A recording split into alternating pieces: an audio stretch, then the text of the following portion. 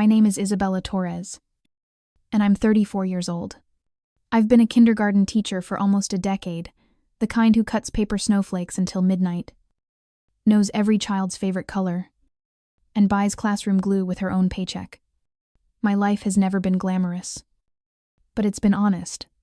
And yet, this Thanksgiving, I learned that honesty doesn't earn you a seat at the family table. The call came 3 nights before the holiday.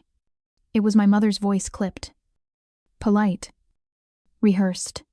Isabella. She began. I hope you understand. This year's dinner will be smaller. Smaller? I asked. Confused. We've always had Thanksgiving at the lake house. Even during the pandemic. She hesitated. Yes. Well, your sister's fiancé's family is coming. And well, we only have room for 14. He blinked. So? You're uninviting me. Don't say it like that. She sighed. You know how appearances matter. They're very traditional people. We just don't want to make things awkward. Awkward. That word landed heavier than it should have. Because I'm a teacher, I asked quietly. There was a pause, the kind that says everything words won't. Isabella, she said finally. You know how proud we are of you. But you don't exactly fit the image Sophia's trying to build right now. My throat closed. Sophia. Yes, she said briskly. It was her suggestion. She said she didn't want anyone to feel uncomfortable about. You know, income differences. Income differences.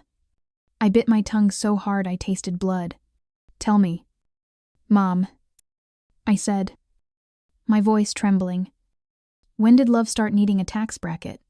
Don't be dramatic. She snapped. You'll make things worse if you show up uninvited. The call ended. Just like that. I stared at my phone for a long time. The screen still glowing with her name. The house was silent except for the ticking of the wall clock. The turkey in my freezer suddenly felt like an insult, a meal meant for one. I sat down on the kitchen floor and cried. Not the quiet kind. The ugly kind. The kind that leaves your chest heaving and your heart hollow. Because it wasn't about dinner. It was about being erased. I'd always been the quiet daughter, the one who helped behind the scenes, who smiled through Sophia's spotlight moments, who made excuses when Mom and Dad forgot my birthday because they were busy. I told myself it didn't matter. That love wasn't measured in attention. But that night, sitting on my cold kitchen tiles, I realized something cruel maybe I'd mistaken tolerance for love. The next morning, I went to school early. My classroom, room 7, was my refuge. The walls were covered with hand-painted turkeys, each feather a scribbled note of gratitude. I'm thankful for pizza. I'm thankful for my dog. I'm thankful for Mrs. Torres. That last one undid me. Children have this way of reminding you of your worth when the world forgets it. They don't care how much money you make. They care that you listen. That you care. That you show up. After dismissal, I stayed behind to clean glitter off the tables. My colleague, Nancy, peeked in. Big plans for Thanksgiving, she asked. He hesitated, then forced a smile. Something like that. She saw right through me. You're always welcome at my place, she said softly. My family does a chaotic potluck. Half the food burns, and the dog steals the rolls. But there's room for everyone. I thanked her, but I couldn't say yes. My pride wouldn't let me. I didn't want pity.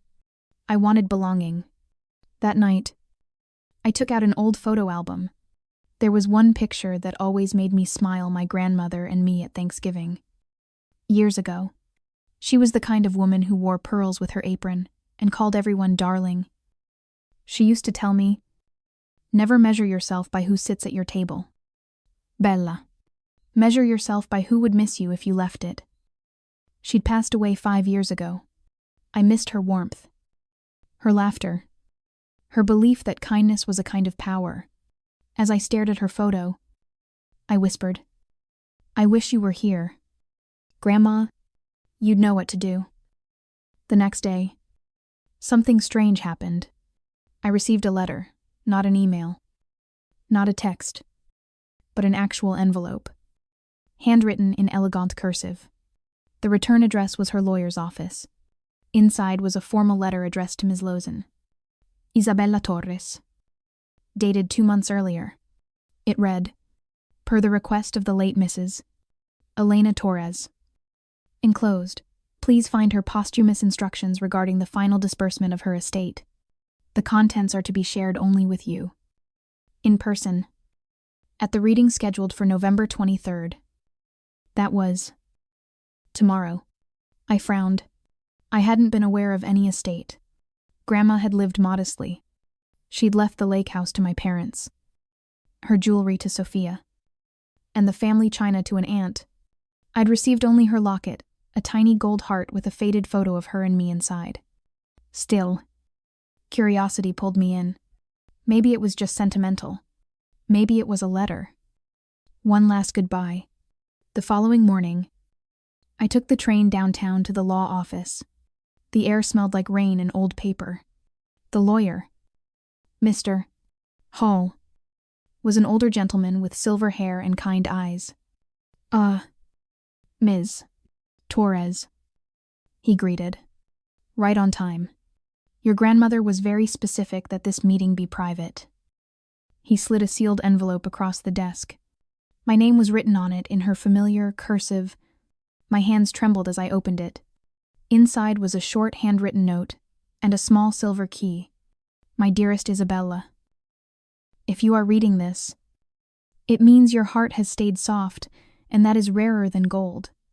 I've left you something I couldn't trust the others with. Not money, but truth.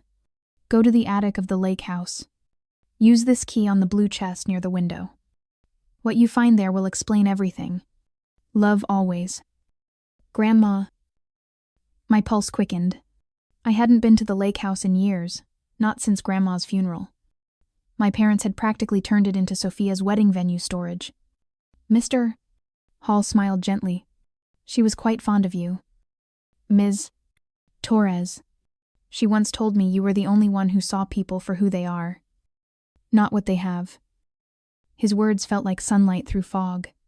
That night, I drove 3 hours to the lake house. The road was empty. The moon full. The silence thick. As I pulled up, memories washed over me. Summer barbecues. Fireflies. The sound of Grandma's laughter echoing across the porch. The house felt different now. Colder. Emptier. A museum of family pride. I climbed the attic stairs. Each creak loud in the still air.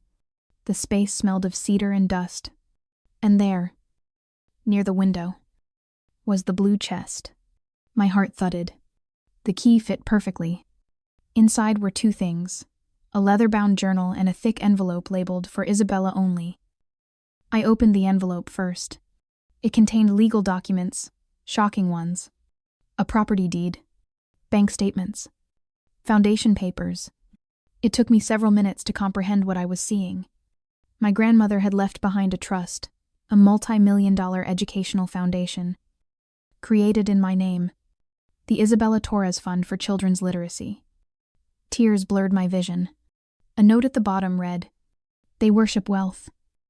Bella, let them have it. But you will change lives.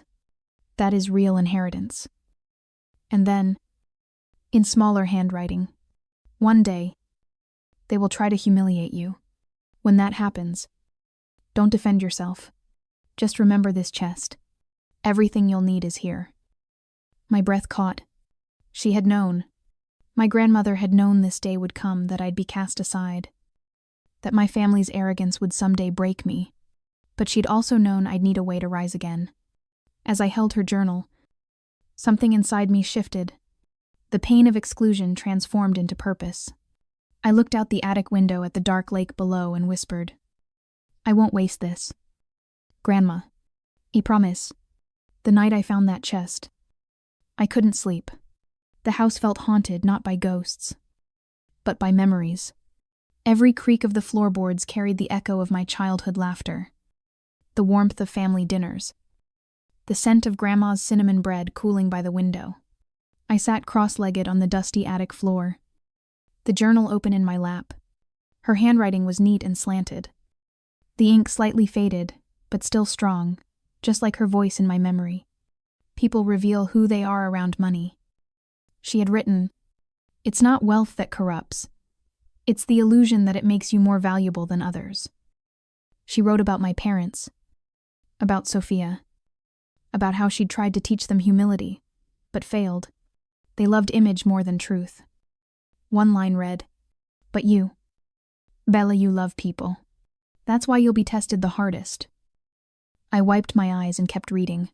Further down, she had outlined the Foundation's planned scholarships for underprivileged children, literacy programs for low-income schools, teacher training grants.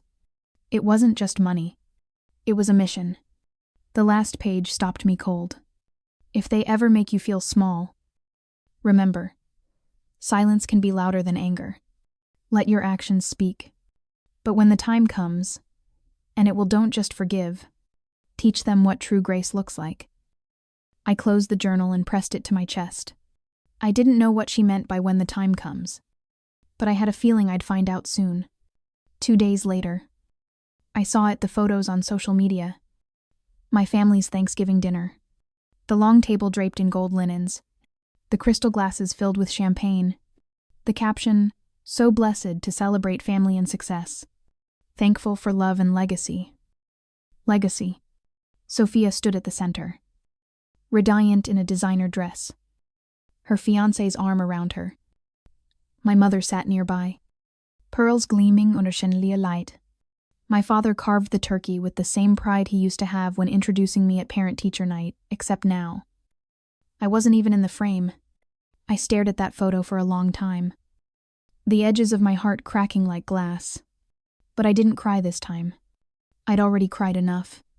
Instead, I whispered, "Okay, Grandma, let's show them what legacy really means." A week later, I met again with Mr. Hall, my grandmother's lawyer. I read everything.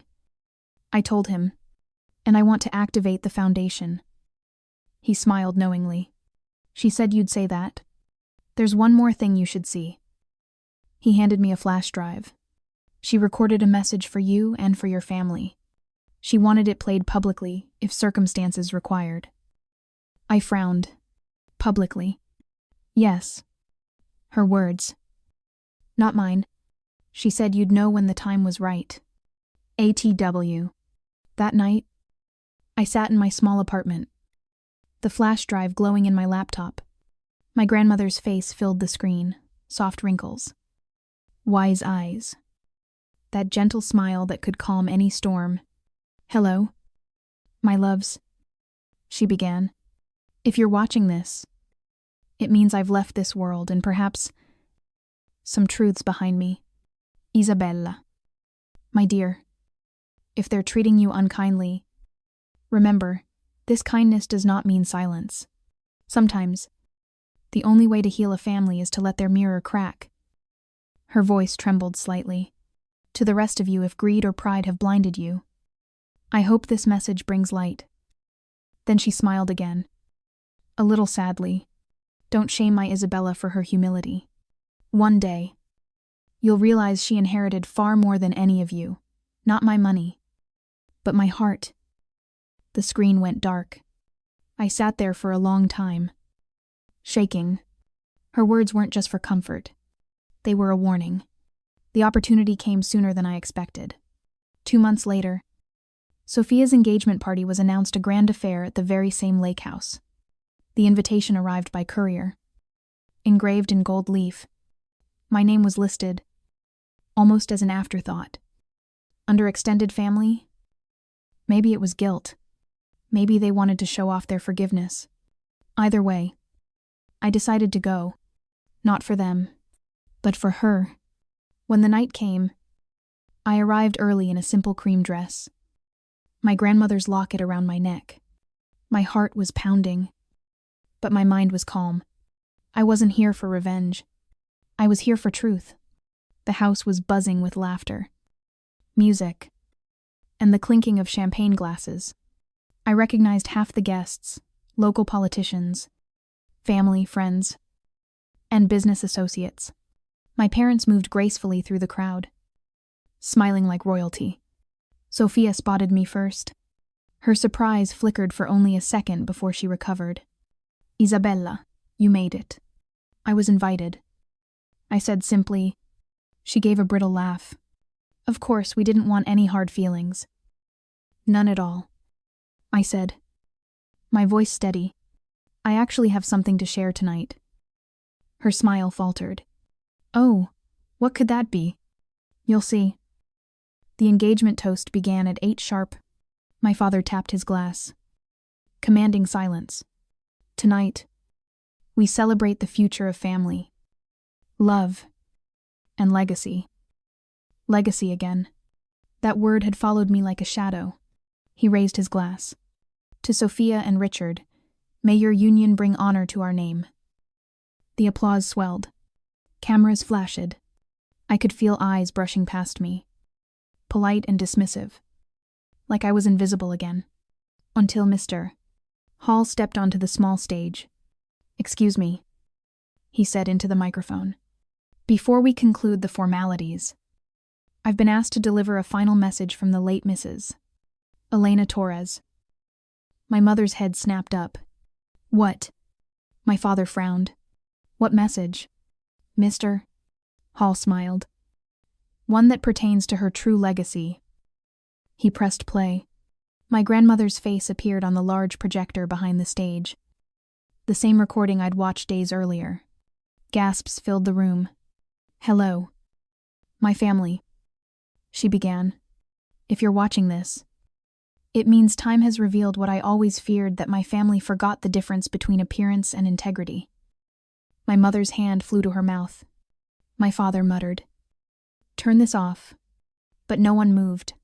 Grandma continued, her voice calm and steady.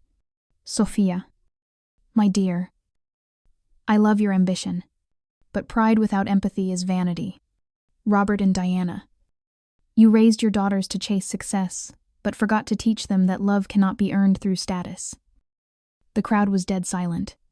"And Isabella," she said softly, her tone breaking, "my sweet girl, you have what none of them do. Compassion, humility, strength. That is why I entrust you, and only you, with the Torres Foundation. You will carry forward what truly matters." There was a collective gasp. Mr. Hall stepped forward, holding up a folder. "For anyone who doubts, here are the legal documents confirming Mrs. Torres's wishes. The foundation, worth $12, $6 million, is solely in Isabella's name." My mother went pale. My father looked like he'd been struck. Sophia's champagne flute slipped from her hand, shattering on the floor. "This is absurd," my mother hissed. She was senile in her final years. "Mr. Hall shook his head. "Fully verified. Mrs. Torres. She amended her will only 6 months before her passing sound of mind and heart." The crowd whispered furiously. I could feel the weight of 100 eyes turning toward me, some shocked, some intrigued, some quietly admiring. I took a deep breath and stepped up to the microphone.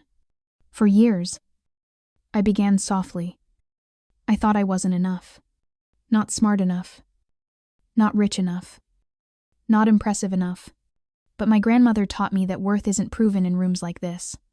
It's proven when no one's watching." I looked directly at my parents. "You uninvited me from Thanksgiving because I embarrassed you. Tonight, I'm not here to embarrass you back. I'm here to show you that dignity doesn't need permission." I turned to the guests. My grandmother believed that the truest legacy isn't inheritance, it's impact. So the foundation she built will go where it belongs, to children, teachers, and families who know what it means to work, to struggle, and to dream. Silence. Then, slow applause. Then louder. Sophia stood frozen, her face pale. My mother's eyes shimmered with anger and shame. My father lowered his gaze, and I felt something I hadn't felt in years. Freedom. The applause faded slowly, replaced by a tense, electric silence that seemed to throb through the chandelier-lit room. My mother's jaw tightened, as if every clap were a dagger. My father's face burned crimson pride, humiliation, and disbelief, all tangled together. Sophia was still standing frozen beside her fiancé, staring at me as if I'd just taken something she thought would always be hers. In a way, maybe I had. Isabella, my father said finally, forcing a thin smile. Let's talk about this privately. This isn't the time. I turned to him calmly. No. Dad, you made family public when you made me invisible. I think this is the time. Murmurs rippled through the guests. My mother hissed.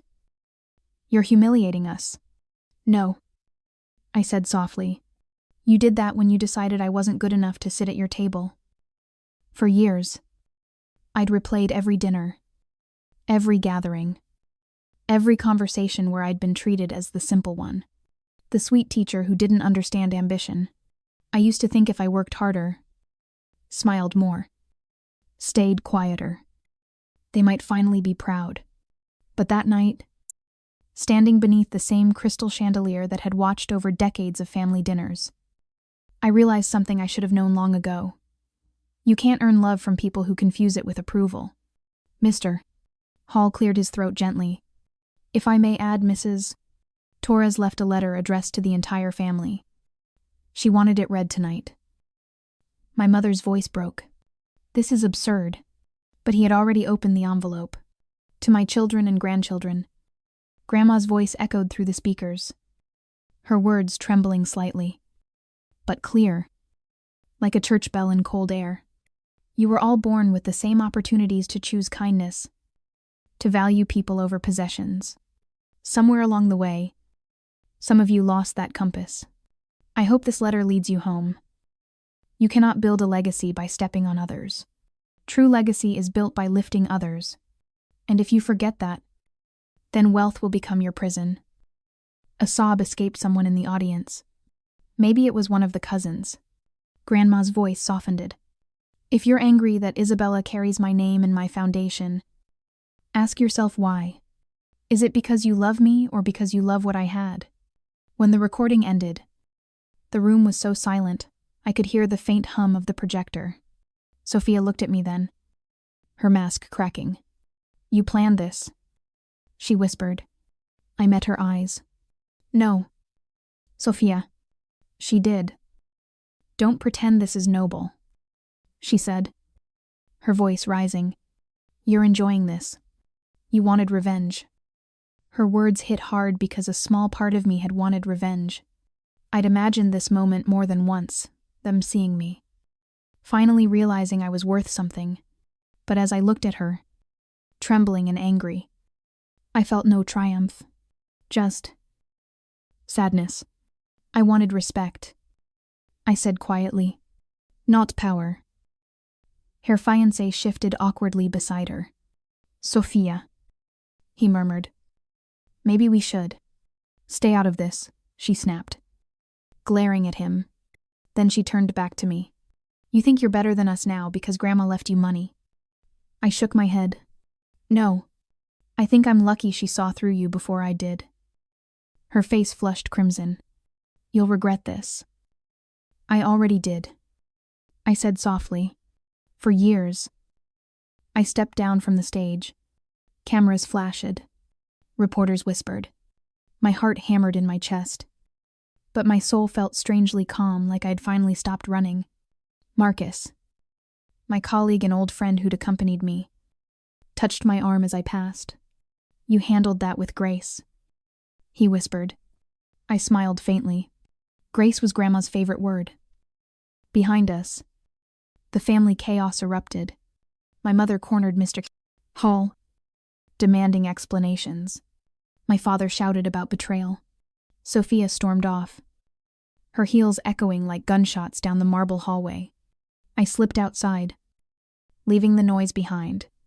The lake shimmered under the moonlight still, black and perfect. I stood on the dock, inhaling the scent of pine and rain. My reflection stared back at me, not the forgotten daughter, not the teacher they pitied, but a woman who had finally taken back her voice. I whispered into the cold air. I did it. Grandma, I finally found my way home. The days after the gala were chaos. News spread fast. Local headlines read, "Teacher inherits multi-million-dollar foundation after family betrayal revealed." Reporters called me nonstop. Some framed me as an inspirational underdog, others as a cunning family disruptor. I ignored both. The truth didn't fit neatly into headlines. Sophia's engagement collapsed within 2 weeks. Her fiancé's family, known for their obsession with image, quietly backed out, citing incompatibility. My mother blamed me. Of course. She left a single voicemail. "You've ruined us. Isabella. I hope you're happy." I didn't respond. Dad, for once, stayed silent. Maybe because deep down, he knew Grandma had been right about him too. He'd spent decades polishing the family name, and it still ended up tarnished by his own choices. I focused on the foundation. The first grant we approved went to a public elementary school that had been fundraising for library books for 5 years. When I delivered the check personally, the principal cried. The children hugged me. I remembered their faces more vividly than I ever remembered my own family's smiles. At night, I'd sit by the window with Grandma's journal, rereading her words. "Never let pain harden you. Let it refine you." That line became my prayer. But healing wasn't simple. There were nights I woke up in tears, wondering if I'd gone too far, wondering if I'd become what I'd tried to rise above. One afternoon, while organizing the foundation's files, I came across another sealed envelope smaller, tucked between financial documents. The handwriting on it was unmistakable. Grandma's live report of the Werven bars in Lieve to New Day. It said simply, "For when forgiveness feels impossible." My hands trembled as I opened it. Inside was a short note. "Isabella, forgiveness is not for them. It's for you. They cannot drink your poison if you refuse to pour it. You don't have to invite them back into your life. You only have to let go of the hate that keeps you tied to theirs." I pressed the letter against my heart and sobbed, not out of anger this time, but release. Forgiveness didn't mean forgetting. It meant freeing myself from the invisible chain that kept me orbiting their cruelty. 3 months later, an invitation arrived in the mail, my parents' new holiday reconciliation dinner. It was written in my mother's handwriting. Elegant, cold, familiar. Let's put the past behind us and have a civilized family evening. I almost threw it away, but something inside me hesitated. That's how I found myself standing at their doorstep again, holding a bottle of wine and a heart full of caution. The door opened to my mother's polite smile, the same one she gave guests she didn't like. "Isabella," she said stiffly. "You look... well, so do you," I replied, though her eyes looked hollow, her face thinner. Dinner was civil.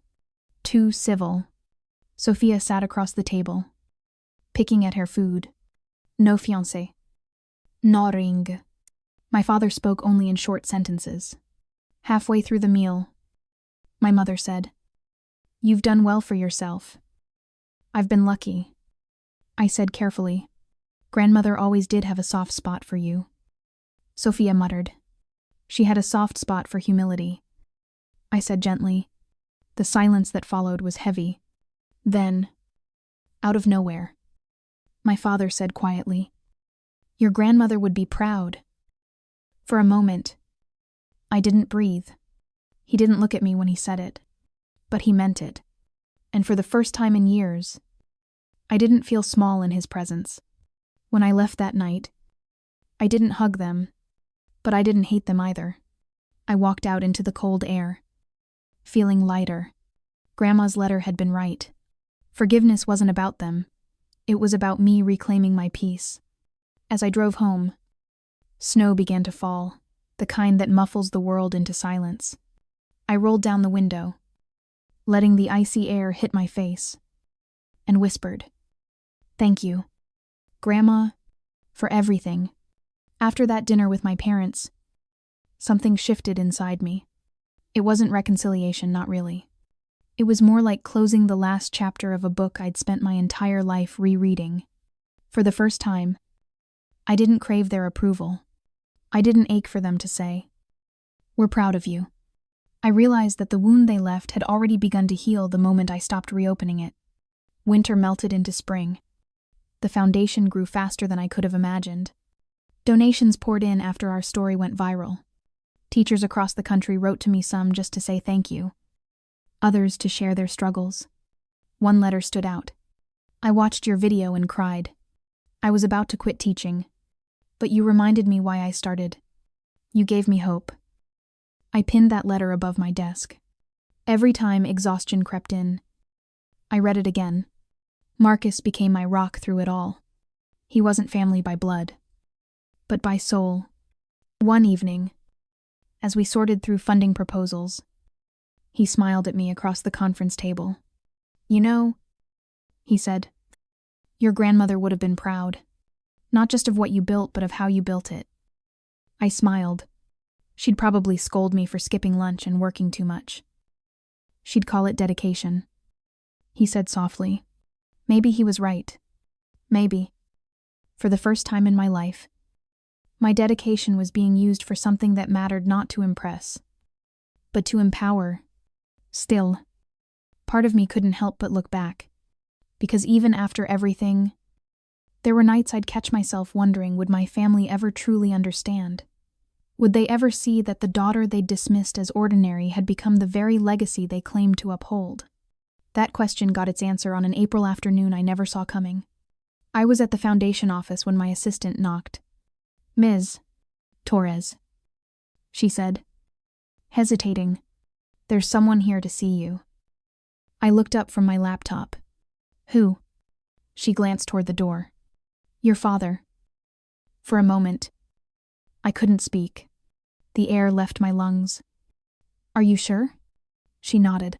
"He said it's urgent." When he walked in, I barely recognized him. The proud, commanding man I'd grown up fearing looked smaller, somehow tired. Thinner, his hair grayer than I remembered. He took off his hat and held it nervously in his hands. "Hi, Dad," I said cautiously. "Bella," he said quietly, using the nickname I hadn't heard in years. "You look well." I gestured to the chair across from me. "Sit." He did, his hands trembling slightly as he rested them on his knees. "I didn't come for money," he said quickly, almost defensively. "I didn't assume you did." He exhaled, his shoulders sagging. "I came because I owe you an apology." I froze.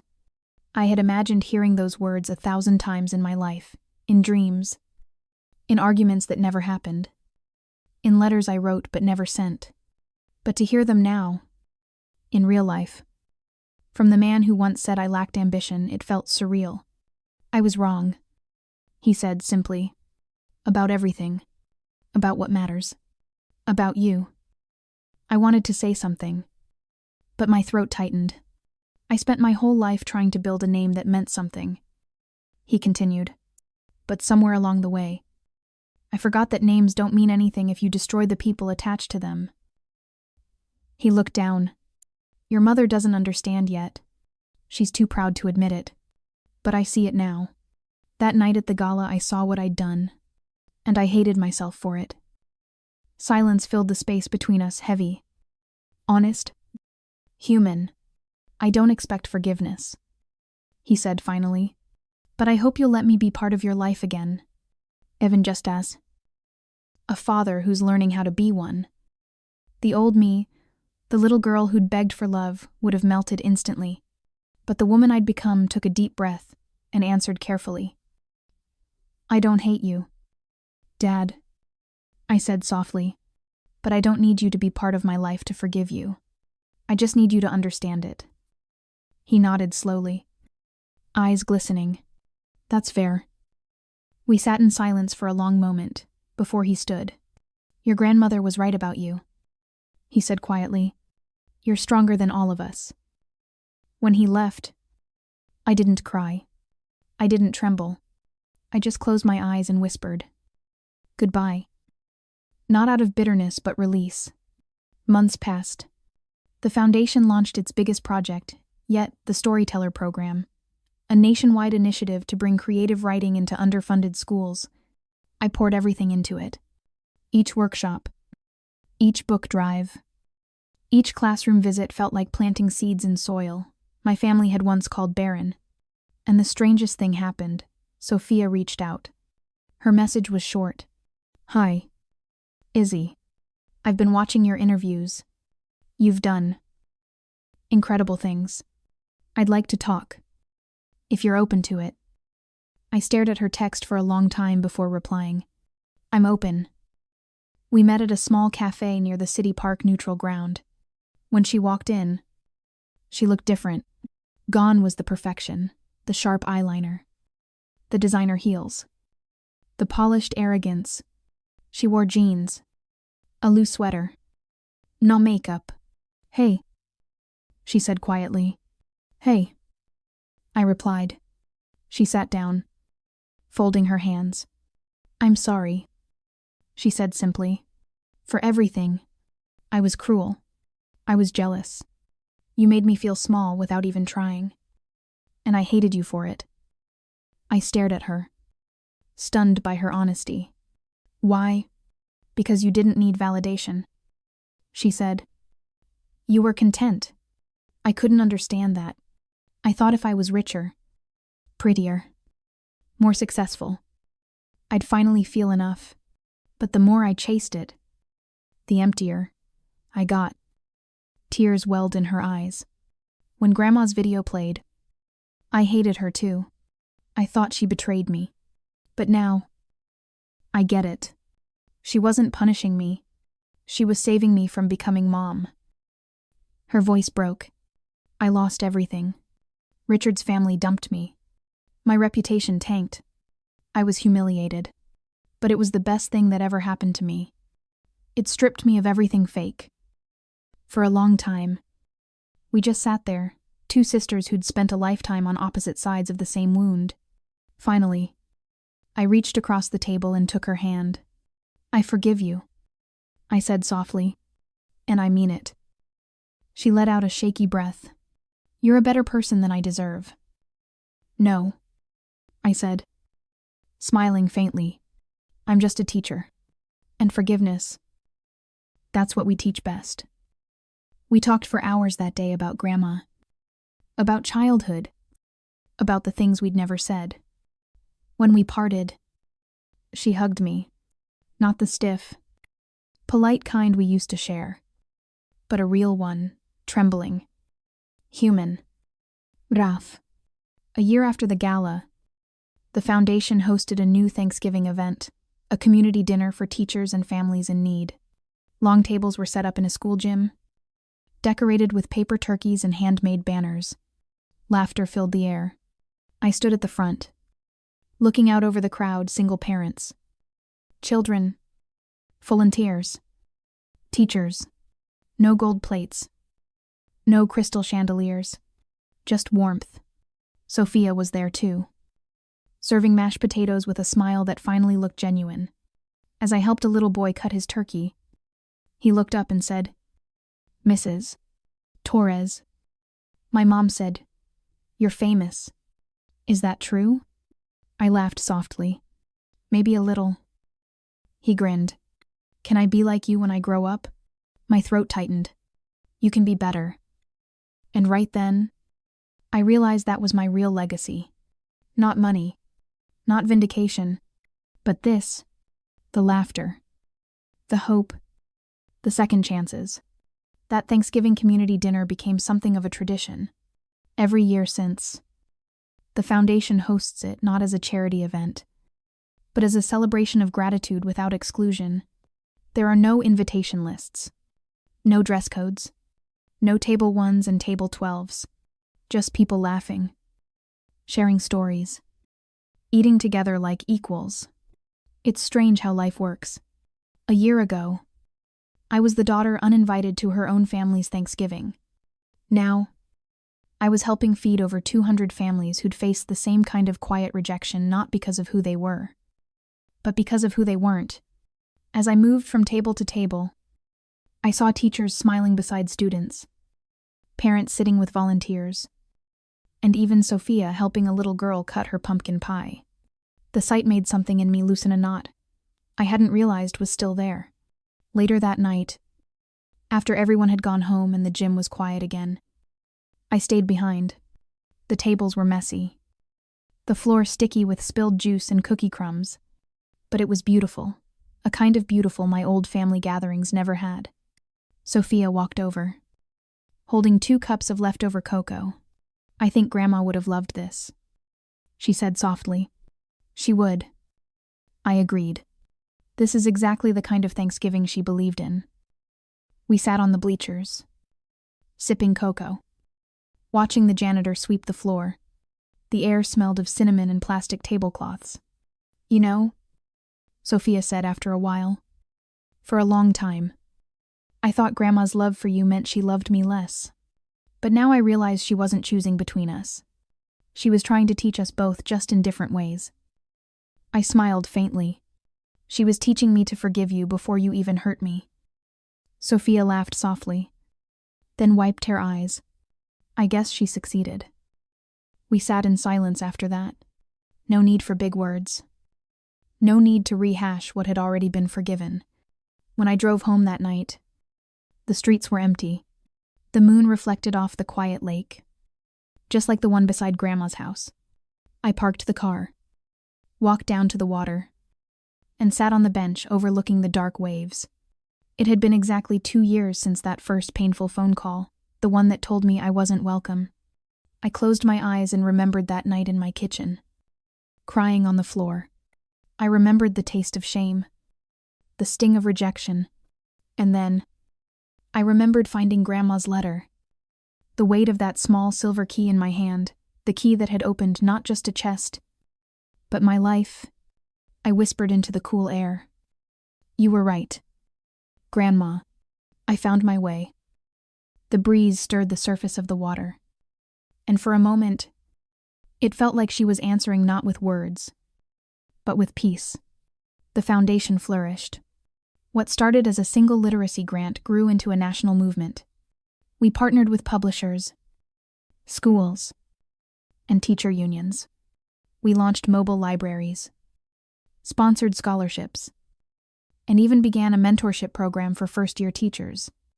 And through it all, I never stopped teaching. People often asked me why. "You could run the foundation full-time." They'd say, "Why keep working in a classroom?" I always smiled and gave the same answer, because that's where the magic happens. Because there's nothing like watching a child sound out a word for the first time, or seeing pride light up their eyes when they realize they can. The world doesn't clap for teachers.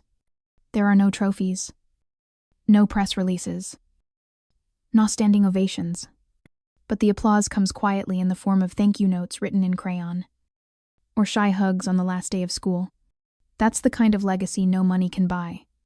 One afternoon, while cleaning up my desk, I found a small box in the corner of the drawer, the same one that once held Grandma's locket. Inside, I'd kept a few letters from my students over the years. On top was one I hadn't seen in a while. It was from a little girl named Amy. "Dear Mrs. Torres, thank you for teaching me that being kind doesn't make you weak. I told my mom that you said kindness is like light.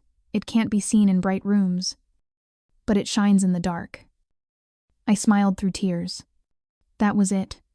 That was the lesson. I realized then that Grandma hadn't just left me her fortune, she'd left me her faith. Her faith in people, in education, in goodness. Her trust that love, even when bruised, I could still build something beautiful. The next Thanksgiving, I did something unexpected. I invited my parents. I didn't expect them to come, but they did. My mother arrived wearing the same pearl necklace she'd worn to the engagement gala. My father brought a store-bought pumpkin pie, They looked uncomfortable at first, surrounded by strangers, sitting at long, foldable tables instead of a private dining room. But then something shifted. A group of children came over to thank them, thinking they were part of the foundation team. One little boy hugged my mother, sticky fingers and all, and said, "Thank you for the food." She froze and then smiled. A real smile. My father spent the evening chatting with a retired teacher about the old days of chalkboards and projectors. And when the night ended, he hugged me goodbye. "You've done good. Bella," he said softly. For the first time, I believed him. I didn't need the words, but hearing them felt like closing a wound I'd carried for too long. When I looked across the room, I saw Sophia helping serve dessert to a group of parents. Her laughter unguarded, unpolished. Real echoed through the gym. And in that moment, I understood what Grandma had meant in her final note. Let your actions speak louder than anger.